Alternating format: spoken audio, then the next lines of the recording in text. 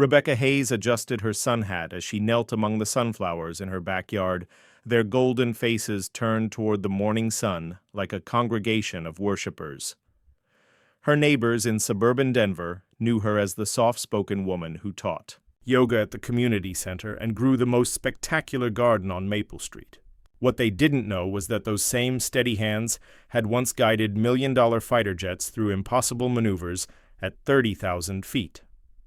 10 years ago, Major Rebecca Hayes had been destined for greatness. Selected for the Thunderbirds, the Air Force's elite demonstration squadron, she had flown with a precision that made seasoned pilots stop mid-conversation to watch her work. The F-22 Raptor responded to her touch like a thoroughbred to a master rider, every movement fluid, every maneuver executed with surgical precision. But the military, for all its talk of merit and equality, remained a complicated place for women, who shone too brightly. An accident during a routine training exercise, a mechanical failure that could have killed her, had ended her career overnight. The investigation board cleared her completely, praised her emergency handling, even recommended her for a commendation. But whispers in the officers' club, sideways glances in the hallways, and suddenly closed doors told a different story. The final blow came when Colonel Bradley Fitzgerald, her commanding officer, called her into his office 6 months after the incident. "Hayes," he'd said without looking up from his paperwork, "we're making some adjustments to the program. Your position with the Thunderbirds has been reassigned." She'd stood at attention, her jaw tight. "Sir, if this is about the incident, the board cleared you, yes," Fitzgerald had interrupted, finally meeting her eyes. "But perception matters in this business. The families watching our demonstrations need to feel confident in our pilots. Having someone with your history might send the wrong message." The words had hit her like shrapnel. History, as if saving her own life through skill and quick thinking was somehow a mark against her. Now she lived quietly, her medals and commendations locked in a desk drawer, gathering dust alongside photographs of her standing beside the aircraft she'd loved. Her afternoons were spent at Rocky Mountain Regional Airport, teaching young pilots the basics of flight. None of them knew they were learning from someone who had once been selected to join America's most elite flying unit. The irony wasn't lost. On her, she who had danced with death at Mach 2 now spent her days helping nervous students master the humble Cessna 172. But there was peace in it, a different kind of purpose. At least here, no one questioned her right to be in the cockpit. That Tuesday morning, as she watered her sunflowers before heading to the airport, Rebecca's phone buzzed. Her younger brother Danny, a maintenance technician at Whiteman Air Force Base in Missouri, needed her help, not professionally, personally. His wife had just given birth to their first child, and with the recent floods devastating the region, he couldn't get away to pick up medical supplies that were being flown in from various bases. "Beck, I hate to ask," Danny's voice crackled through the phone, "but could you catch a hop to Missouri? I've got a friend who owes me a favor. He's flying relief supplies out of Peterson Field today. It would mean the world if you could bring the baby formula and antibiotics to the base. Lisa's been worried sick about getting what we need." Rebecca smiled, remembering the scared little boy who used to hide behind her legs when their father's military friends visited. Now he was a husband and father, still looking out for others, just like she'd taught him. "Of course, Danny. Send me the details." 3 hours later, she stood at Peterson Air Force Base, a small canvas bag over her shoulder, watching the ground crew load medical supplies into a massive C-130 Hercules. The aircraft's gray bulk dominated the tarmac, its four turboprop engines gleaming in the afternoon sun. She'd flown in C-130s before, knew their reputation as workhorses, reliable, tough, capable of landing on rough airstrips that would destroy other aircraft. As she approached the cargo ramp, a young airman checked her name against his manifest. "Rebecca Hayes, you're on the passenger list.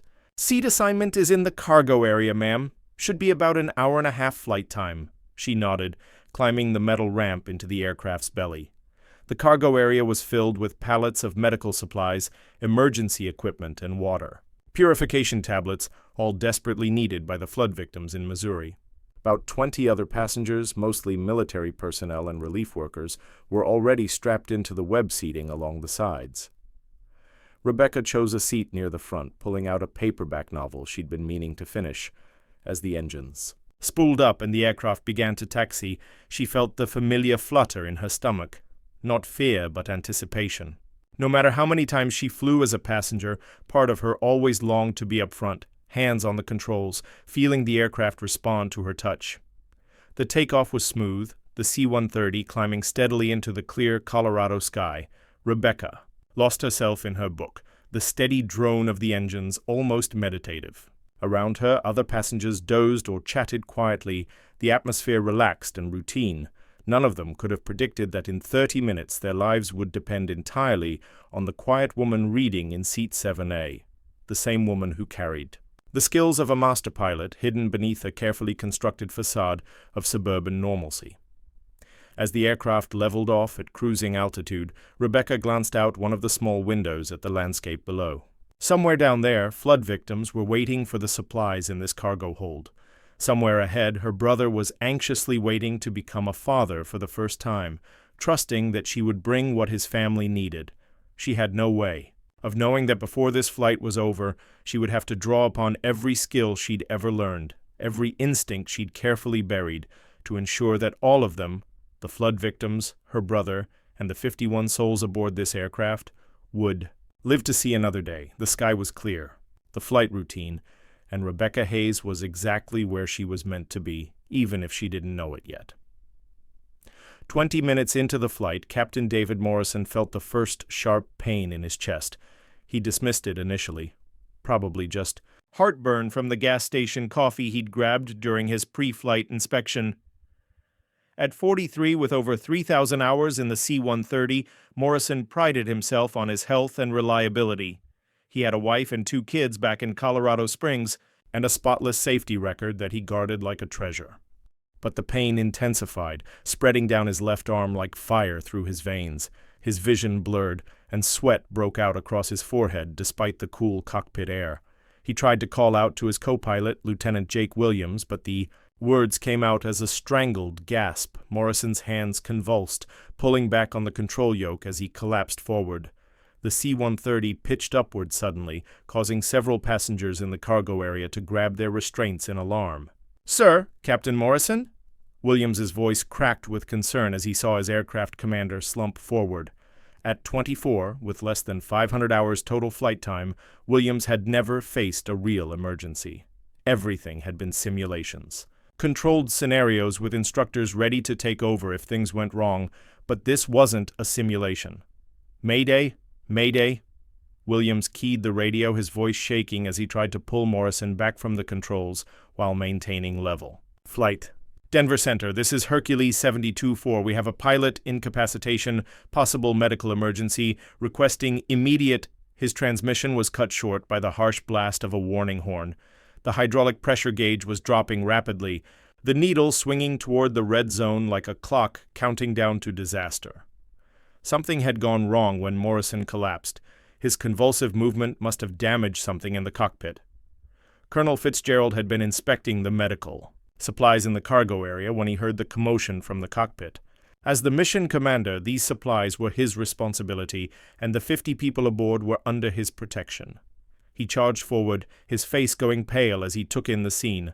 Morrison unconscious, Williams struggling with controls that were becoming increasingly unresponsive, and warning lights beginning to illuminate the instrument panel like deadly Christmas ornaments.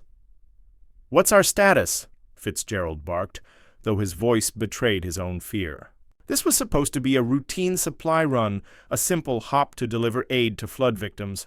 Now he was looking at a potential catastrophe. "Hydraulic pressure dropping fast, sir," Williams gasped, sweat pouring down his face as he fought to keep the aircraft level. "Captain Morrison just collapsed, and the controls are getting heavier by the second.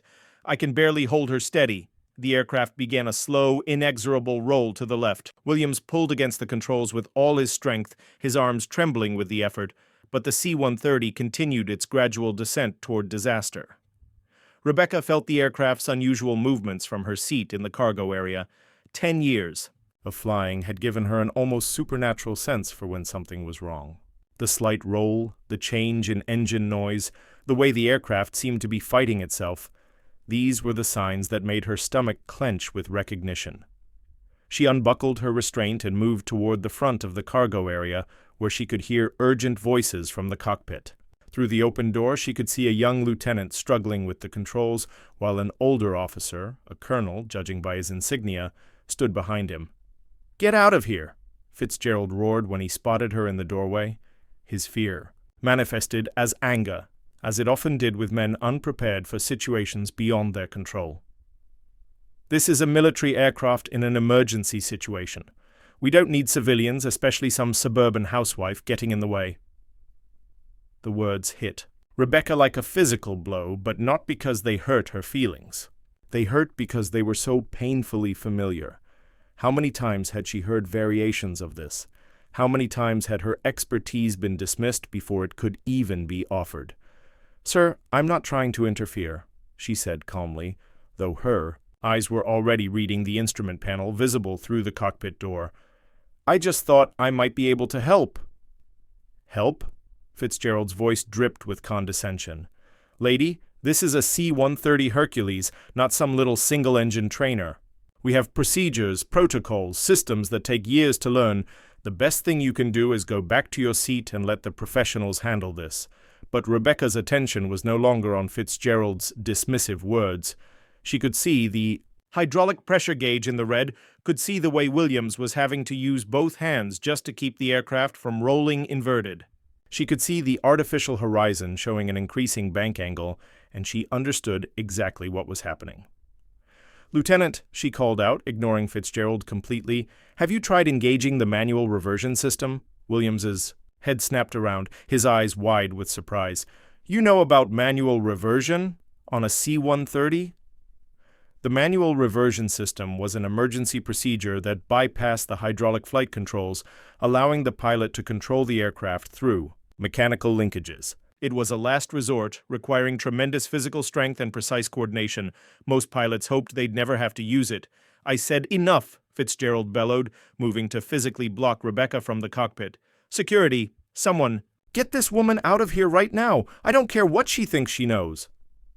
His words were cut short by a tremendous bang that shook the entire aircraft. The No. 2 engine, mounted on the left wing, had just experienced a catastrophic failure. Flames erupted from the engine cowling, visible through the side windows, painting the wing in orange light. "Engine fire! Engine 2!" called Staff Sergeant Rodriguez, the flight engineer, his professional calm finally cracking. "Fire warning!" Light illuminated. "We need to shut it down now." The aircraft lurched sickeningly. The asymmetric thrust, combined with the control difficulties, created a situation that was rapidly spiraling beyond recovery. Williams froze. This was beyond his training, beyond his experience. In the simulator, you could pause, think, reset. Here, with 50 lives hanging in the balance, he felt paralysis creeping up his spine. "I can't do this," he whispered, his hands trembling on the controls. "I'm not qualified for this. I don't know what to do."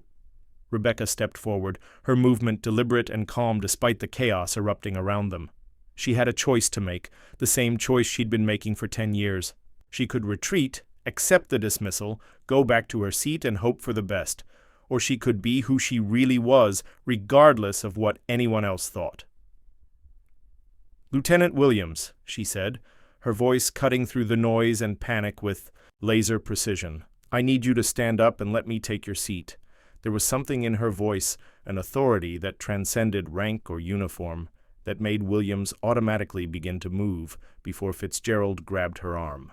"Are you insane?" the colonel snarled. "I will not allow some random civilian to touch these controls.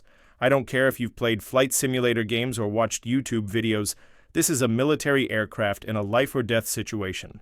Rebecca turned to face him, and for the first time there was steel in her blue eyes. The suburban yoga teacher was gone, replaced by someone else entirely.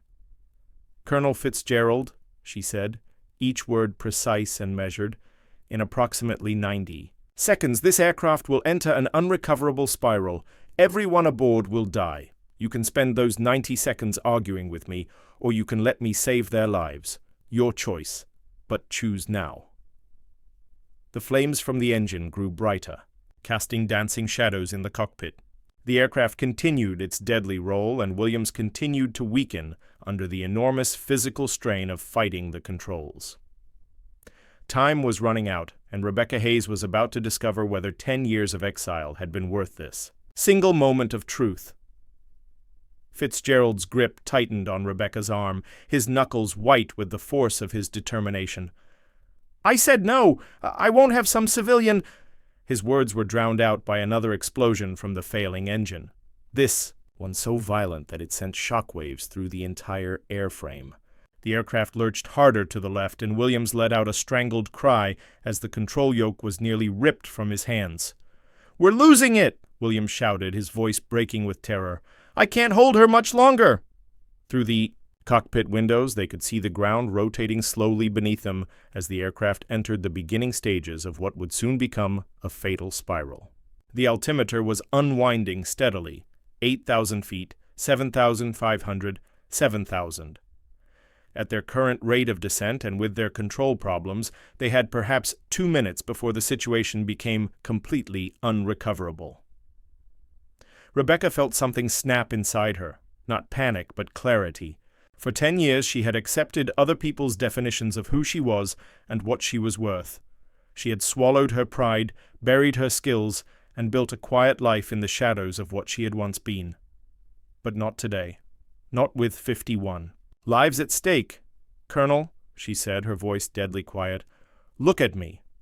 Something in her tone made Fitzgerald's eyes meet hers, and what he saw there made him take a step back. This wasn't the meek civilian he had dismissed moments ago. This was someone else entirely, someone with the kind of steely confidence that came from facing death and winning. "My name is Major Rebecca Hayes, United States Air Force, retired," she continued, each word hitting like a hammer blow. "I have over 3,000 hours in fighter aircraft, including 800 hours in the F-22 Raptor. I was selected for the Thunderbirds demonstration team and have logged emergency procedures in aircraft that would make your head spin. I know this aircraft inside and out, and right now I am the only person on board who can save us." Fitzgerald's mouth opened, then closed. Something in her bearing, in the way she carried herself, spoke of truths he couldn't ignore. But his pride, his ego, his entire worldview was built on the idea that he was in charge, that he knew best. "You're lying," he said, but his voice lacked conviction. "Women aren't. The Thunderbirds don't." "Rodriguez," Rebecca called to the flight engineer, ignoring Fitzgerald completely. "Fuel shutoff valve for engine 2 now. Hit the fire suppression system as soon as the fuel flow stops." Rodriguez looked at Fitzgerald, then at the spreading flames on the wing, then at the woman who had just given him the exact procedure he'd been trying to remember under pressure. Training kicked in, and his hands moved to comply. "Williams," Rebecca continued, stepping closer to the pilot's seat, "I need you to trust me. In 60 seconds, you're going to lose consciousness from the physical strain of fighting these controls. When that happens, everyone dies. Let me help." "Sir?" Williams looked desperately at Fitzgerald, his arms shaking with exhaustion. I'm not strong enough. I don't know how to—" The aircraft shuddered again, and the bank angle increased. They were now in a shallow spiral, losing altitude at an alarming rate. 6,000 feet.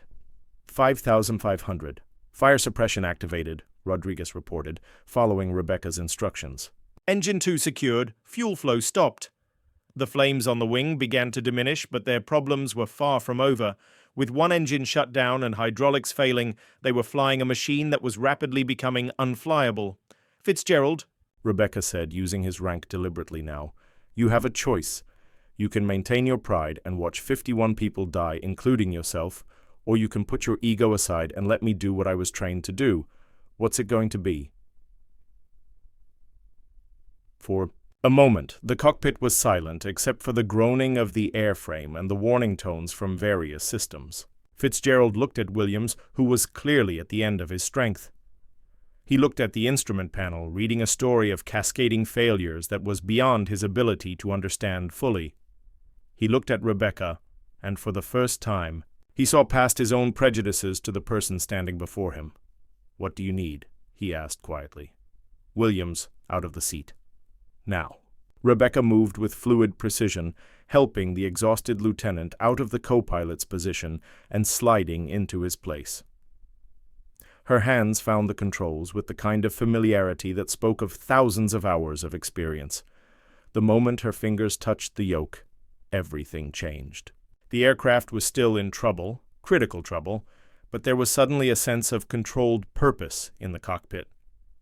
Rebecca's hands moved across the switches and controls with surgical precision, making minute adjustments that began to "Arrest their descent! Manual reversion system!" she announced, reaching for a lever that most C-130 pilots hoped they'd never have to touch. "Engaging now!" There was a grinding sensation through the airframe as the backup mechanical linkages engaged, bypassing the failed hydraulic systems. The controls became incredibly heavy, designed to require two pilots working together to manage, but Rebecca handled them with a strength that surprised everyone watching. "Rodriguez, I need you to call our position to air traffic control, tell. Then we have complete hydraulic failure, one engine shutdown, pilot incapacitation. Request straight-in approach to the nearest suitable runway." "Yes, ma'am," Rodriguez responded without hesitation. There was authority in her voice that transcended rank or uniform, the authority of absolute competence. "Williams," Rebecca continued, "I need you in the pilot's seat. Captain Morrison needs medical attention, but we'll deal with that once we're stable." As Williams climbed into the pilot's seat, still shaky from his ordeal, he looked at Rebecca with something approaching awe. "Ma'am, how do you... manual reversion is something we only read about. How do you know... Because I've been there before, Lieutenant," Rebecca said calmly, making another adjustment to their attitude. "Not in a C-130, but in aircraft that were just as broken, just as determined to kill me. The trick is to not let them win." Fitzgerald stood behind them, watching this transformation with a mixture of shame and amazement. The woman he had dismissed, as some suburban housewife, was now flying their crippled aircraft with a skill level that humbled him. He had 30 years in the Air Force, had known some of the best pilots in the world, and he recognized mastery when he saw it.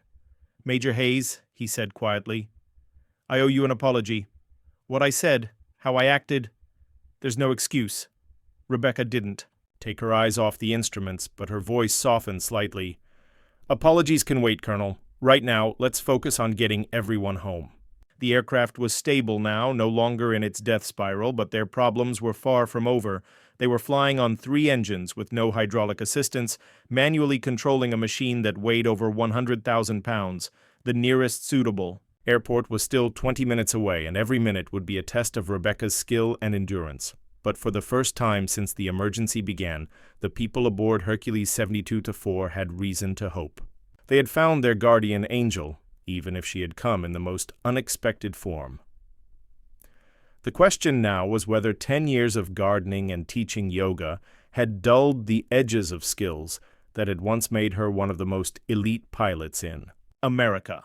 In 20 minutes, they would all find out together, as Rebecca stabilized the aircraft, fighting the enormous physical demands of the manual reversion system. Fitzgerald found himself studying her with new eyes. Every movement was precise, economical, speaking of training that went far beyond anything he had initially imagined. But it was more than just technical competence. There was an almost supernatural calm about her, as if she were exactly where she belonged. "Ma'am," Williams ventured from the pilot's seat, his voice filled with growing respect, "the manual reversion system. I've only read about it in technical manuals. How do you know how to actually use it?" Rebecca made a minute adjustment to their heading before answering. "Because, Lieutenant, sometimes the books don't tell you everything. Sometimes you have to learn by doing under conditions where failure isn't an option." Rodriguez was working his radio, coordinating with air traffic control. Kansas City Center, Hercules 72-4, were showing Peterson Field at 37 miles bearing 090. Request vectors for straight-in approach, runway 35. Hercules 72-4, Kansas City Center. Roger your emergency. You're cleared direct. Peterson Field, maintain current altitude. Winds are calm, altimeter 299.5. Emergency equipment is standing by. Souls on board? 52 souls, Rodriguez responded. Fuel remaining approximately 2 hours. Rebecca turned slightly toward Williams, never taking her primary attention off the controls. "Lieutenant, when we get closer, I'm going to need your help with the landing. Manual reversion requires 2 pilots, one to handle the elevators and rudder, one for the ailerons. Think you can handle that?" "Yes, ma'am," Williams replied, then hesitated. "But ma'am, if you don't mind me asking, where did you learn to fly like this? I mean, the way you just took control, knew exactly what to do?" For the first time since taking the controls, Rebecca smiled, a small, sad expression that spoke of memories both treasured and painful. "I used to fly for a living, Lieutenant, a long time ago." Fitzgerald, unable to contain his curiosity any longer, spoke up. "Major Hayes, what aircraft did you fly? You mentioned the F-22. Rebecca was quiet for a long moment, focusing on keeping their crippled aircraft steady. When she finally spoke, her voice carried the weight of old wounds that had never quite healed. "I flew fighters for 15 years, Colonel. Started in the F-16, moved up to the F-22 when the program was new. I was one of the first women qualified on the Raptor." She paused, making another adjustment. "Eventually, I was selected for a special assignment, the Thunderbirds." The cockpit fell silent except for the drone of the 3 remaining engines. Every military aviator knew what the Thunderbirds represented, the absolute pinnacle of Air Force aviation. Pilots weren't just selected for the team, they were chosen from thousands, representing the very best of American military aviation. "Jesus," Williams whispered. "The Thunderbirds! Ma'am, that's incredible. But why did you leave? I mean, someone with your skills?" Rebecca's hands tightened slightly on the controls. This was the part of the story she'd spent 10 years trying to forget, the wound that had never quite healed despite all her efforts to move on. "I didn't leave, Lieutenant. I was pushed out." Her voice remained steady, professional, but underneath was a current of old pain. "There was an incident during a training flight, mechanical failure in an F-22, total hydraulic loss at $25,000. Feet. I managed to bring the aircraft down safely, executed a perfect emergency landing. The investigation board cleared me completely, even recommended me for a commendation." She paused, checking their altitude and position. 22 miles. To Peterson Field. But there were whispers, rumors that maybe I'd made an error, that maybe the investigation had been too lenient because I was a woman.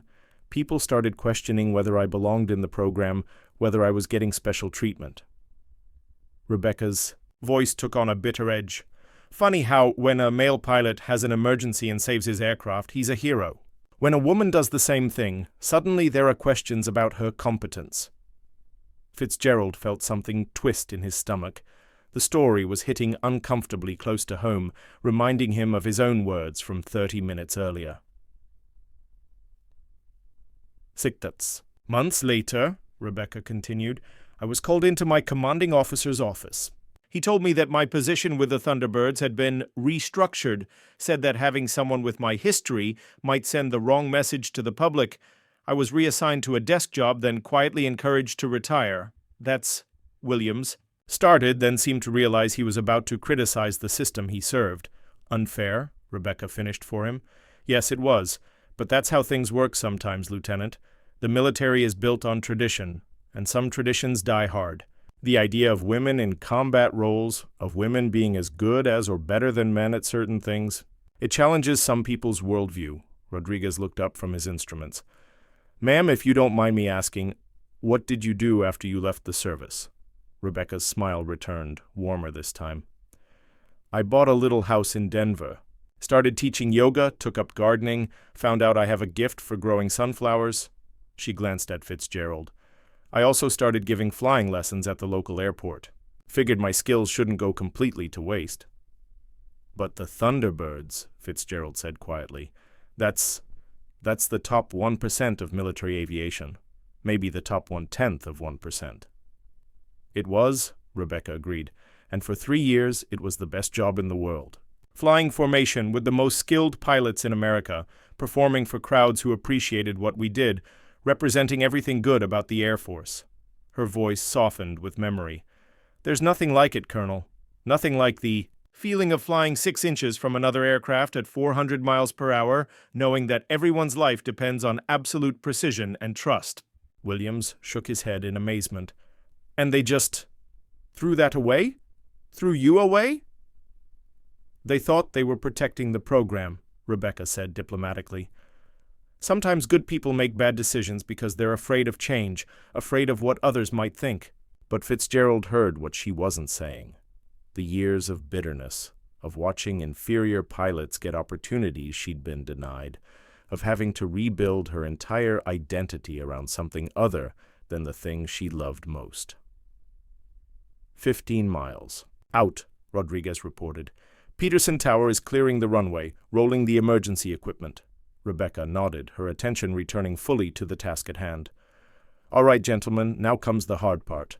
Williams, I need you to help me with the rudder inputs when I call for them. The forces are going to be heavy. Manual reversion wasn't designed for single-pilot operation. Yes, ma'am, I'm ready. Rodriguez, keep monitoring the engine instruments. We're flying on the edge here, and I need to know immediately if anything else goes wrong. Copy that, ma'am. As they began their approach to Peterson Field, Fitzgerald found himself grappling with a realization that shamed him to his core. For 30 years, he had served in an Air Force that preached excellence above all else. Merit, skill, and dedication were supposed to be the only things that mattered. But he was looking at living proof that sometimes the system failed its best people. Worse, he was forced to confront his own role in perpetuating that failure. 30 minutes ago, he had dismissed Rebecca exactly the same way others had dismissed her 10 years earlier. He had looked at her and seen only what he expected to see, assumptions, prejudices, limitations that existed only in his own mind. Now she was saving all their lives, flying their broken aircraft with a skill level that humbled him, and doing it with a grace and dignity that made his earlier behavior seem even more shameful. Major Hayes, he said quietly, when this is over, I'd like to write a letter. To whoever's in charge of pilot assignments now. What happened to you, what I did to you today? It's not right. Rebecca glanced back at him, her expression unreadable. That's kind of you, Colonel. But I made my peace with all that a long time ago. Sometimes the best thing you can do is just focus on what's in front of you. 10 miles, Rodriguez called out. Emergency equipment is in position. As Peterson Field grew larger in their windscreen, Rebecca Hayes, former Thunderbird pilot, Suburban Gardener and Guardian Angel with wings of steel, prepared to land their crippled aircraft and prove once more that excellence has no gender, only opportunity. The runway at Peterson Field stretched out before them like a lifeline, but Rebecca knew the hardest part was yet to come. Landing a C-130 under normal conditions required skill and precision. Landing one with no hydraulics, one engine shut down, and manual reversion engaged was something most pilots would never attempt, even in a simulator. Gear extension checklist, Rebecca called out, her voice steady despite the physical strain of fighting the controls. Rodriguez, we're going to need those landing gear to work perfectly the first time. We won't get a second chance. Roger, ma'am. Initiating gear extension now. Rodriguez's hands moved across his panel with practiced precision. There was a grinding sound as the landing gear began to lower, a sound that seemed to last forever, as everyone held their breath. 3 green lights, Rodriguez announced with barely concealed relief. Landing gear down and locked. Excellent. Williams, I need you to help me maintain our approach speed. The manual reversion makes precise throttle control nearly impossible. With one pilot. Rebecca's forehead was beaded with sweat now, the physical effort of controlling the aircraft beginning to show. Williams nodded, his hands moving to the throttle quadrant. What speed do you want, ma'am? 140 knots. No slower, or we'll stall. No faster, or we won't be able to stop on the runway. Rebecca made a minute adjustment to their glide path. The key is going to be the touchdown. Without anti-skid, we're going to have to brake carefully to avoid blowing the tires. Fitzgerald watched the approach unfold with a mixture of awe and growing understanding. This wasn't just piloting, this was artistry. Rebecca was making hundreds of tiny adjustments, compensating for asymmetric thrust, fighting control forces that would have defeated most pilots, and doing it all while maintaining a glide path. that looked like it had been drawn with a ruler. 5 miles out, Rodriguez called. Peterson Tower, Hercules 72-4 on final approach. Hercules 72-4, Peterson Tower. Winds are calm. Runway 35 is clear. Emergency equipment standing by. You're cleared to land. Cleared to land, 72-4, Rodriguez acknowledged. As they descended through 1,000 feet, Rebecca began talking. Williams, through what would happen next. It was something she'd learned during her years as an instructor. Keep your student focused, give them something to do, prevent panic from setting in. When we touch down, I need you to help me with the brakes, she explained. No anti-skid means we have to feel for the edge of a skid and back off. Too much brake pressure and we blow the tires. Too little and we run off the end of the runway. Yes? Ma'am, what about reverse thrust? We'll use reverse on engines 1, 3, and 4, but carefully. With number 2 shut down, we'll have asymmetric reverse thrust trying to pull us to the left. I'll need right rudder to compensate. The complexity of what she was orchestrating while physically fighting the controls was staggering. Fitzgerald found himself thinking about his own worst emergency, a minor electrical problem in a trainer aircraft 20 years ago that had left him shaken for days. This was orders of magnitude more complex, and she was handling it like she was discussing the weather. 3 miles, 500 feet, Williams called out. On speed, on glide path. Perfect, Lieutenant. You're doing excellent work. Rebecca's encouragement was genuine, and Williams visibly straightened in his seat. Even in the middle of a life or death emergency, she was teaching, building confidence, creating competence where there had been only fear. Fitzgerald realized this was what real leadership looked like. Not barking orders, not asserting authority through rank or volume, but creating calm in chaos through absolute competence and genuine care for others. 1 mile, 200 feet, Williams reported, still on speed. The runway was rushing up to meet them now, the white centerline growing larger in their windscreen. Rebecca's hands made constant tiny adjustments, feeling for the exact moment when the aircraft wanted to touch down. 50 feet, Williams called. 30, 20. Here we go, Rebecca murmured, pulling back slightly on the yoke to flare for landing. The main landing gear kissed the runway with barely a bump, a touchdown so smooth it seemed impossible given their circumstances. Reverse thrust now, Rebecca commanded, and Williams smoothly pulled the throttles into reverse position. The aircraft shuddered as the propellers bit into the air, slowing their forward momentum. Easy on the brakes, Rebecca coached, her feet working the rudder pedals to keep them tracking straight down the center line. Feel for the edge of the skid. That's it. Perfect. The C-130 rolled down the runway, slowing steadily but safely, until finally coming to a stop well short of the end. For a moment there was absolute silence in the cockpit, broken only by the sound of the engines winding down. Then, from the cargo compartment behind them, came the sound of applause. 50 people who knew they had just witnessed a miracle, who understood they had been given their lives back by the quiet woman they had barely noticed during boarding. Rebecca shut down the engines with the same methodical precision she had shown throughout the emergency. She removed her headset, wiped the sweat from her forehead, and turned to check on Captain Morrison, who was stirring weakly in his seat. "He needs immediate medical attention," she said to Rodriguez. "Probable heart attack, but his vitals seem stable." As she stood up from the co-pilot's seat, her legs slightly unsteady after the enormous physical exertion, Fitzgerald found himself at a complete loss for words. The woman he had dismissed, mocked, and tried to physically remove from the cockpit had just performed what could only be described as a miracle of aviation. "Major Hayes," he began, his voice thick with emotion, what I said earlier, how I treated you, there's no excuse. I let my prejudices cloud my judgment, and it nearly cost everyone on this aircraft their lives." Rebecca raised a hand, stopping him. "Colonel, you were trying to protect your people.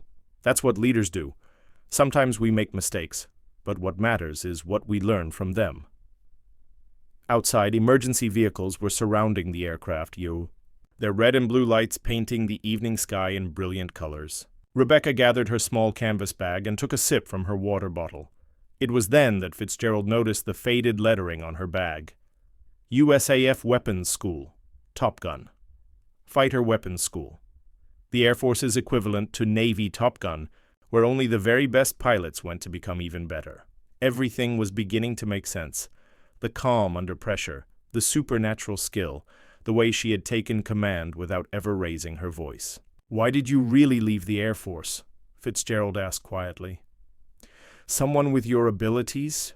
You should have been running the whole program by now." Rebecca's smile was tinged with old sadness. "Sometimes, Colonel, the system isn't ready for certain people to succeed too visibly. I was good at what I did, maybe too good for some people's comfort. When they needed someone to blame for an accident that wasn't anyone's fault, I was a convenient target." She moved toward the cockpit door, pausing beside Williams. "You did well today, Lieutenant. You kept your head when it counted, and you trusted someone you had no reason to trust. That takes real courage." Williams stood up, his face flushed, with gratitude and admiration. "Ma'am, would it be possible, could I contact you about flying lessons? I mean, if you're willing to teach someone who has a lot to learn." Rebecca's smile became genuine and warm. "I teach at Rocky Mountain Regional Airport Tuesday and Thursday afternoons. First lessons free for any military pilot who wants to learn something new." She looked back at Fitzgerald one last time. "Take care of Captain Morrison, Colonel, and get those medical supplies to Missouri. Those flood victims are counting on you." As she walked through the cargo compartment, 50 pairs of eyes followed her with gratitude and respect. Passengers stood and applauded, some reaching out to shake her hand or touch her arm. She acknowledged them with quiet nods, not stopping to bask in their appreciation.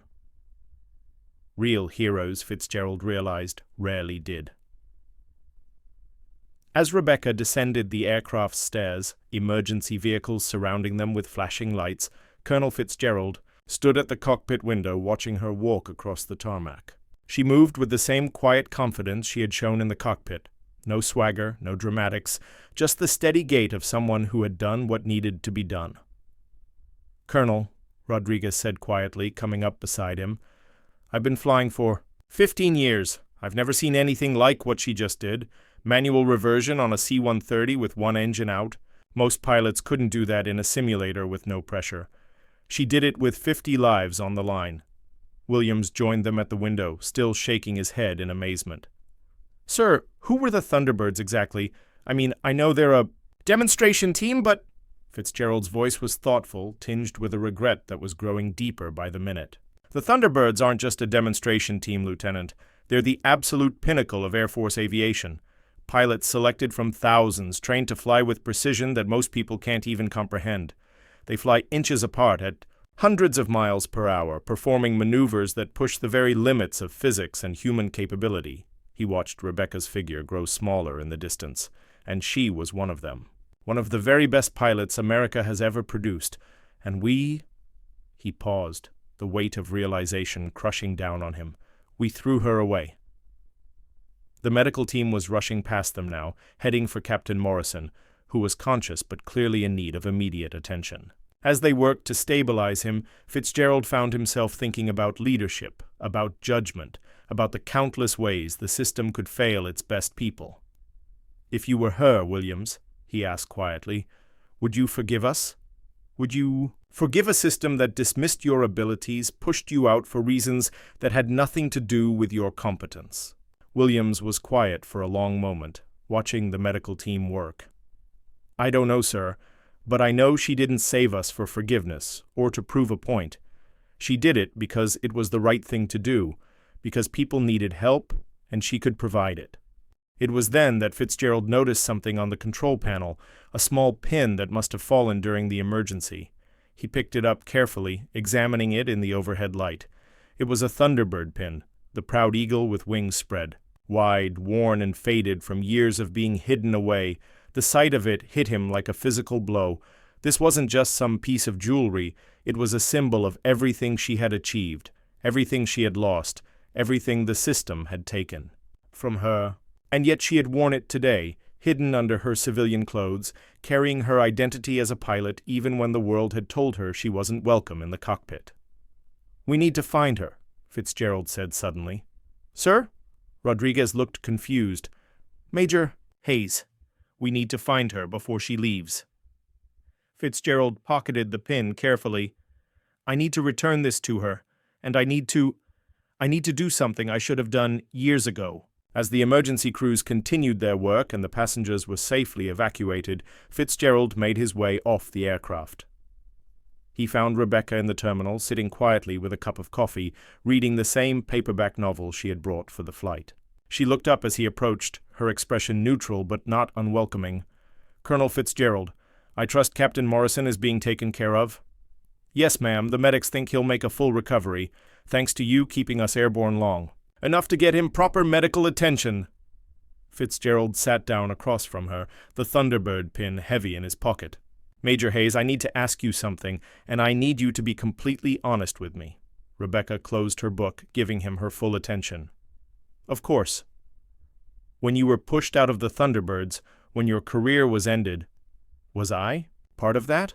Was I one of the officers who failed you?" The question hung in the air between them.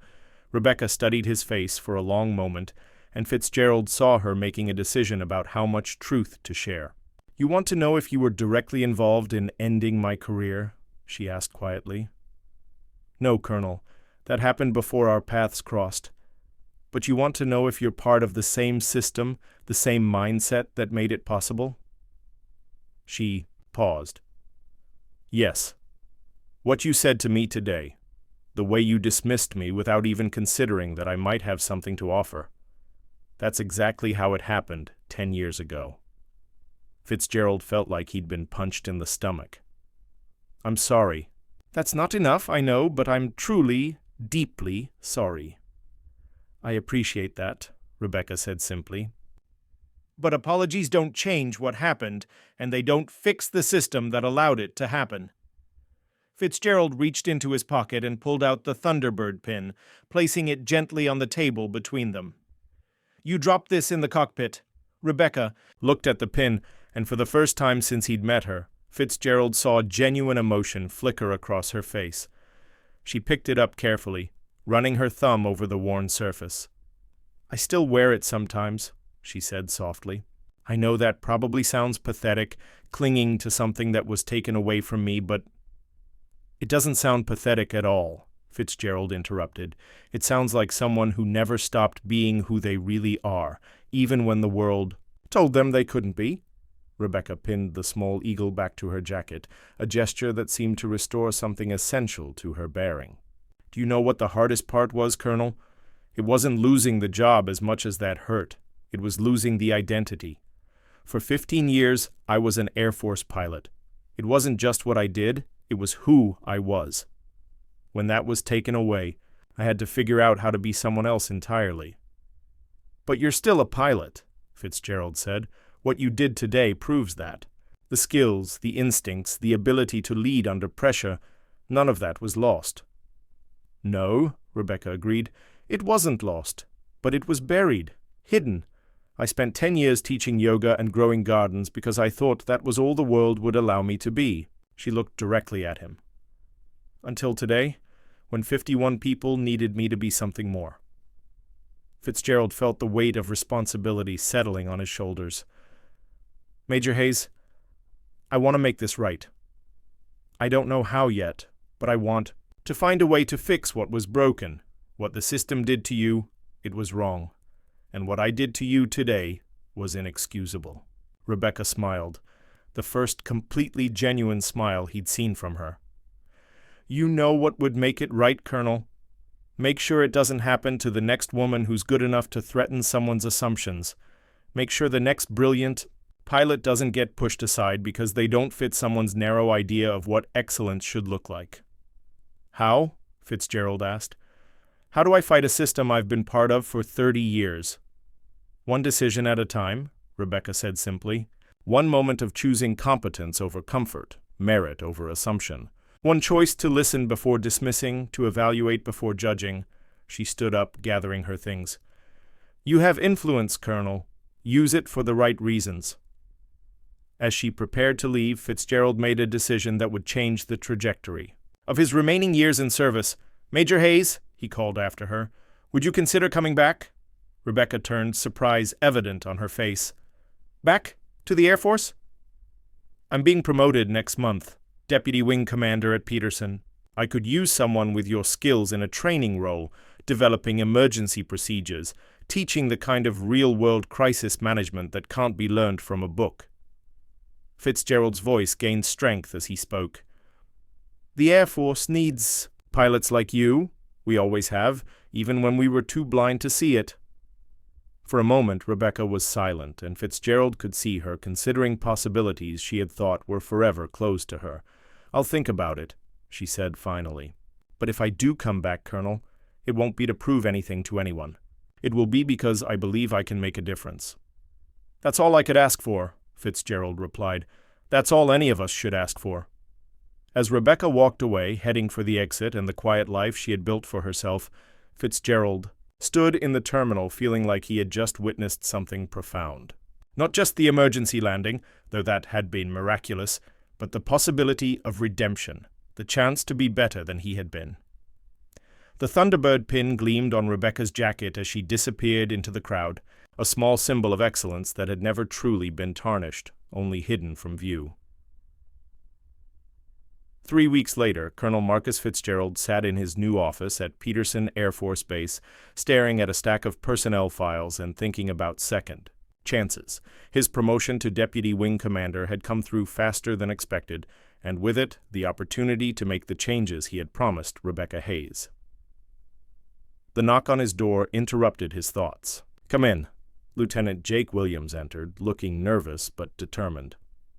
"Sir, you said I could come talk to you about advanced training opportunities?" Fitzgerald gestured to a chair. "Of course, Lieutenant. How are you feeling after our little adventure last month?" Williams's face lit up with enthusiasm. "Actually, sir, that's what I wanted to talk about. I've been taking flying lessons with with Ms. Hayes, at Rocky Mountain Regional. Sir, she's incredible. The things she's teaching me about emergency procedures, about reading an aircraft's behavior. I've learned more in 3 weeks than I did in 6 months of formal training." "Is that so?" Fitzgerald leaned back in his chair, not entirely surprised. "What kind of things? Is she teaching you?" "Real-world crisis management, sir. How to feel what an aircraft is telling you through the controls, how to stay calm when everything's going wrong, how to make decisions when you don't have time to think." Williams paused. "She says that most pilot training teaches you to fly when everything's working perfectly, but the real skill is flying when everything's broken." Fitzgerald nodded slowly. This was exactly what he had hoped to hear. "Williams, how would you feel about being part of a new training program? Something focused on emergency procedures and crisis management." "I'd love that, sir. But who would run it? I mean, the kind of training I'm talking about requires someone with Major Hayes's level of experience." Fitzgerald smiled. "Funny you should mention that. I've been having some interesting conversations with headquarters lately, about bringing in civilian contractors for specialized training roles, about recognizing that excellence can come from unexpected places." The intercom buzzed, and his secretary's voice came through. "Colonel Fitzgerald, your 1400 appointment is here." "Send her in," Fitzgerald replied, watching Williams's face as the door opened and Rebecca Hayes walked in, wearing a crisp blue business suit and carrying herself with the same quiet confidence he remembered from the cockpit. "Major Hayes," Fitzgerald stood, extending his hand. "Thank you for coming." "Colonel," Rebecca replied, shaking his hand firmly. "Though I should mention, it's Ms. Hayes now. I've been out of the service for 10 years. "Actually, Fitzgerald," said, his smile growing wider, "that's something we need to discuss. Williams, would you mind staying for this? I think you'll find it interesting." Rebecca took the offered seat, her expression curious but cautious.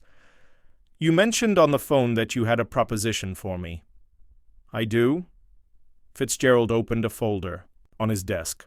"Over the past 3 weeks, I've been having conversations with some very important people in Washington, people who are concerned about the quality of emergency training our pilots receive, people who recognize that our current simulation-based programs aren't producing pilots who can handle real crises." He pulled out a document and slid it across the desk to Rebecca. "What I'm offering you is a position as Senior Emergency Procedures Instructor, with the civilian equivalent rank of Lieutenant Colonel.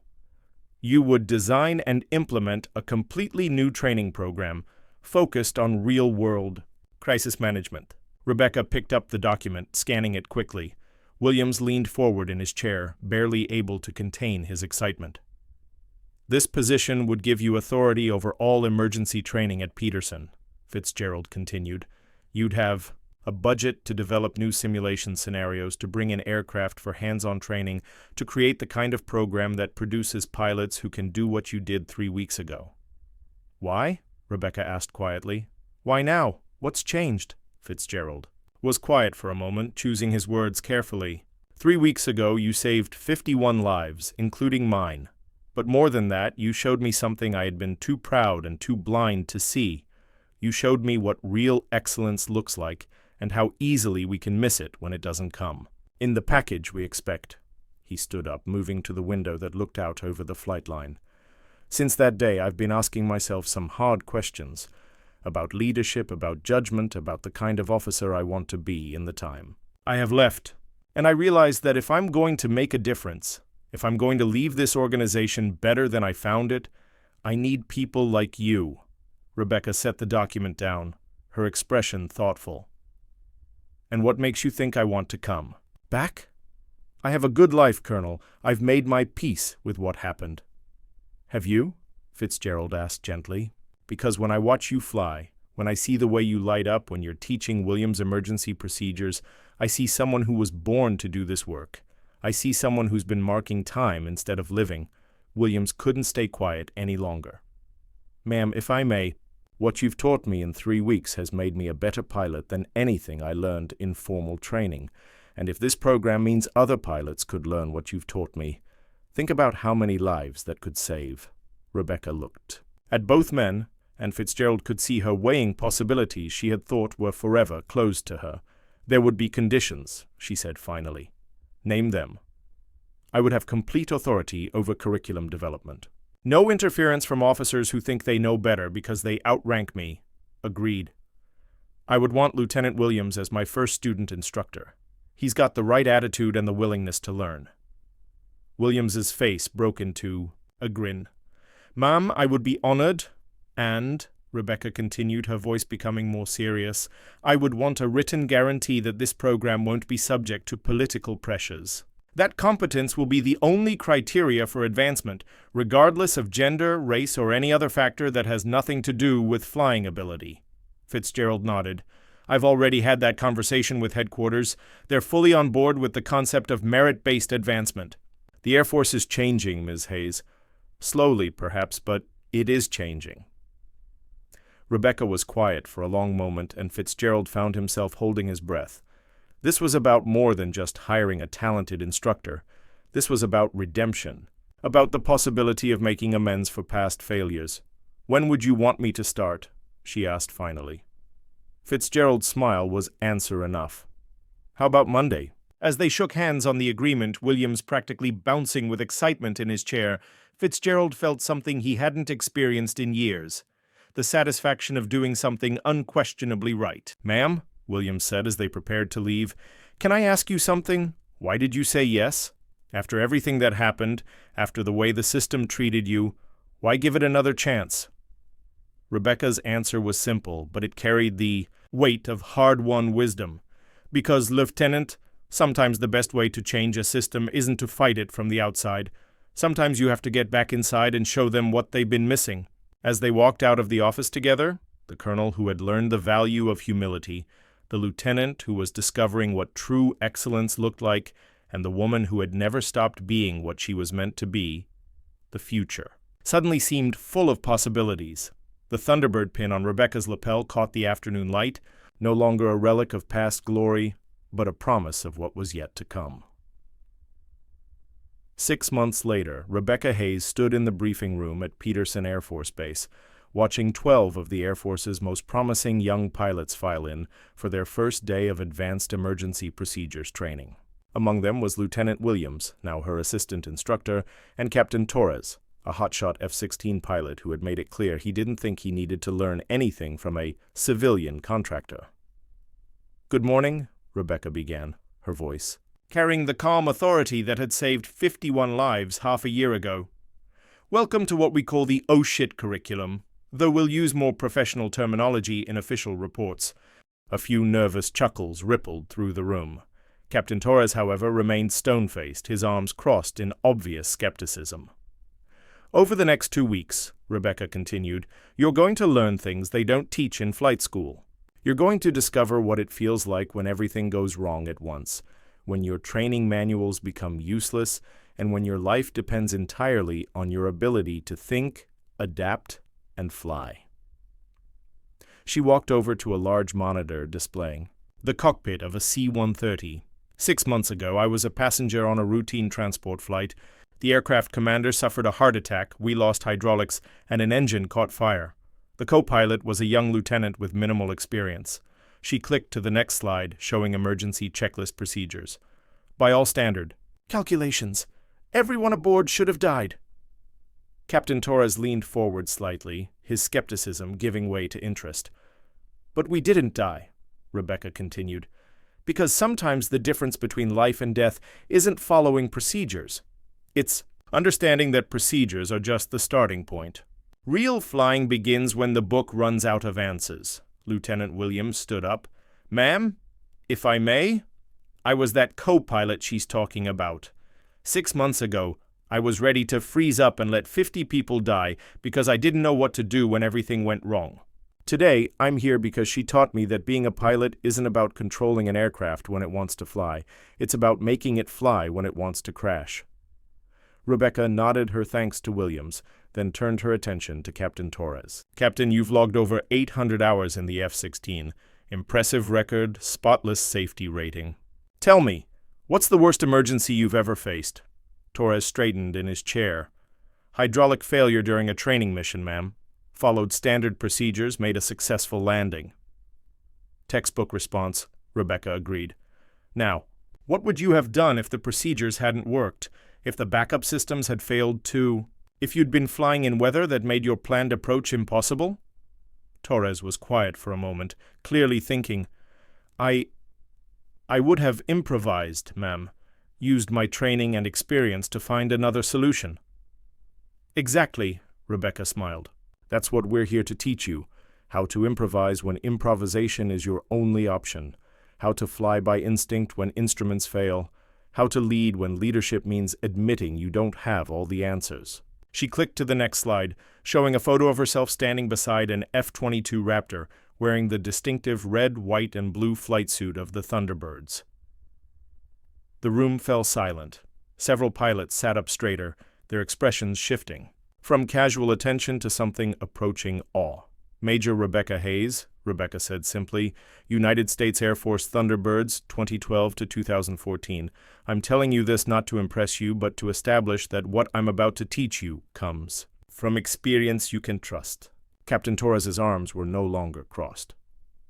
Ma'am, I didn't know. The Thunderbirds. That's the highest level of Air Force aviation, Rebecca finished, and I was forced out because some people believed that certain types of pilots couldn't handle that level of responsibility.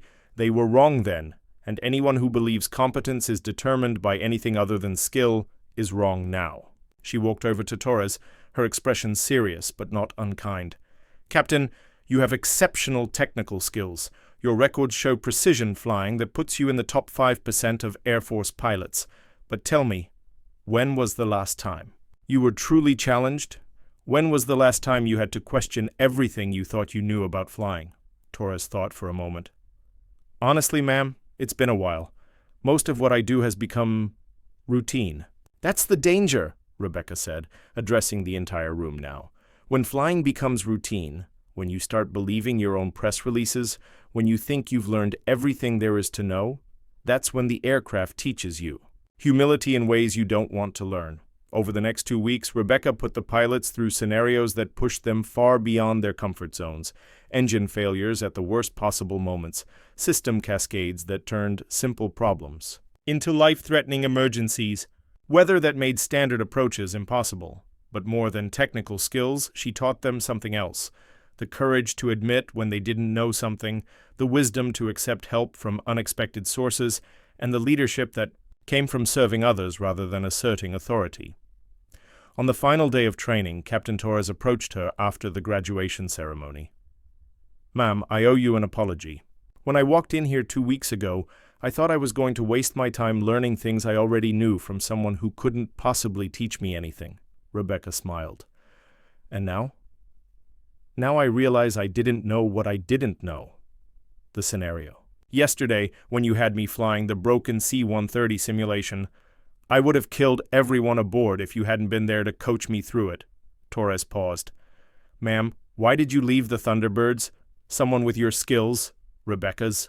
Expression grew thoughtful. "Sometimes, Captain, the system makes decisions based on fear rather than merit, but the beautiful thing about truth is that it has a way of revealing itself, usually when it's needed most." That evening, Colonel Fitzgerald found Rebecca in her office updating training materials for the next class.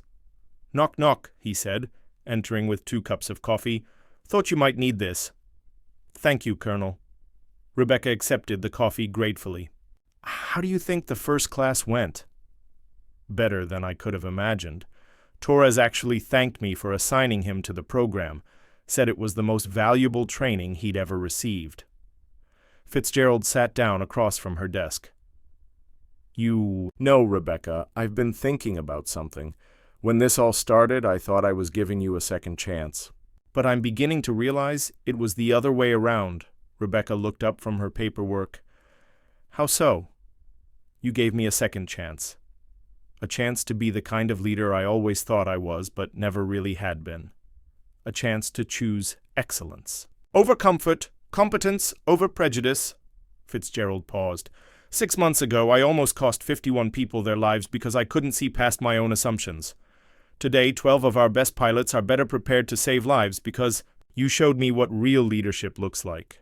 "We all make mistakes, Marcus," Rebecca said, using his first name for the first time. "What matters is what we learn from them." "What I learned," Fitzgerald said, "is that excellence doesn't care about your expectations. It doesn't arrive in the package you're looking for, and it doesn't ask permission to save your life. It just shows up and does what needs to be done." Rebecca smiled, looking around the office that had become her new home. On the wall hung her old Thunderbird photograph, alongside a picture from the emergency landing 6 months ago. 2 moments separated by 10 years, connected by the simple truth that some things never change. Competence remains competence, courage remains courage, and the sky doesn't care about anything except your ability to fly. "You know what the best part is," Rebecca said, gathering her things as she prepared to head home to her sunflowers and her quiet life that wasn't quite so quiet anymore. "What's that?" "In 2 weeks we get a new class. More pilots to train, more lives to potentially save, more opportunities to prove that excellence is the only thing that matters." She headed for the door, then paused. "And Colonel, this time we're getting 3 female pilots in the program." Fitzgerald's smile was genuine and proud. "I have a feeling they're going to learn from the best." As Rebecca drove home through the Colorado evening, the mountains purple in the distance and her Thunderbird pin catching the last light of the sun, she reflected on the strange turns life could take. 6 months ago, she had been a civilian passenger on a routine flight. Today, she was Major Rebecca Hayes again, not because someone had given her permission to reclaim her identity, but because she had never really stopped being who she was, meant to be. The sunflowers in her garden were beginning to bloom again, their faces turning toward the light just as they always had. But now she understood something she hadn't 6 months ago. Sometimes the best way to grow is not to reach for the sky alone, but to help others reach it too. The radio in her car crackled with air traffic control chatter from Peterson Field, and Rebecca smiled as she listened to the familiar cadence of pilots and controllers working together to keep everyone safe. Tomorrow she would be back in the briefing room, teaching the next generation of aviators that true strength comes not from never falling, but from knowing how to fly when everything around you is falling apart. She had found her way home at last, not to a place, but to herself. And in doing so, she had opened the door for others to find their way home too. The sky, after all, belonged to everyone brave enough to claim it. If you enjoyed this story, don't forget to hit the subscribe button and become a part of our everyday Life Stories community. Where are you watching from? Drop a comment below. We love hearing from our amazing viewers around the world.